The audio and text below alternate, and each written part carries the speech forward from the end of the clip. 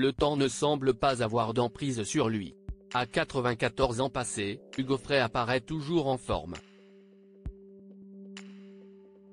Il l'a encore prouvé, lors de sa venue sur le plateau de Bonjour, la matinale de TF1, ce mardi 16 avril. Si est quoi votre secret pour continuer, à votre âge, à faire des tournées comme ça dans toute la France ? A demandé Maud Descamps à l'interprète de Santiano. Le secret, si est que j'aime n'est pas justement. Ça serait trop facile de dire, si est ça ou ça ou ça. Si est un ensemble de choses, si est une façon de vivre, a expliqué Hugo Frey, précisant qu'il était raisonnable. Malgré toute sa bonne volonté, le chanteur nonagénaire peine tout de même à suivre un conseil délivré par ses médecins. On m'a demandé de diminuer le sucre, je le fais avec beaucoup de difficulté, a-t-il plaisanté, avant de rendre hommage à son épouse Muriel. Je vis avec ma jeune femme Muriel, le fait d'avoir quelqu'un de très jeune à mes côtés, ça me fait beaucoup de bien, a assuré Hugo Frey, qui a attendu le décès de sa première femme pour se remarier. Supérieur à Hugo Frey, Renaud, Claude Lelouch. Ils se sont mariés après 60 ans. Hugo Frey en pleine forme, ce nouveau record battu à 94 ans. À 94 ans, l'interprète de Santiano continue de tenir bon la barre.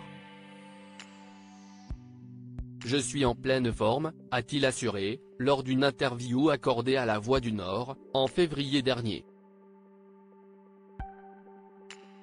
Auprès de nos confrères, le protégé d'Eddie Barclay s'est d'ailleurs étonné de sa popularité immuable. On me reconnaît partout, je n'en reviens toujours pas.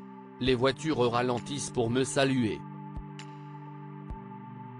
L'autre jour, un monsieur me désigne à son petit garçon en lui disant « Tu vois le monsieur, c'est lui qui a écrit Santiano ».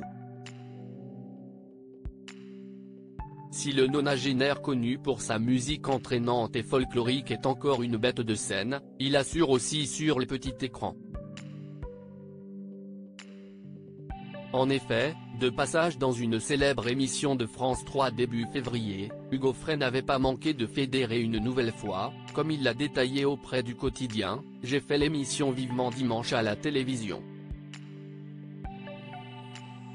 Michel Drucker m'a appelé juste après pour me dire que j'avais battu le record d'audimat avec 1,3 million de téléspectateurs, ça me touche. » La raison de son succès médiatique ? Une simplicité rare dans le show business, selon ses dires, « Je ne me déguise pas, je suis tel que je suis, les gens sont étonnés de voir quelqu'un de normal, comme eux, sans la moindre vie mondaine, sans jamais faire de folie », a-t-il assuré. Crédit photo, capture d'écran TF1.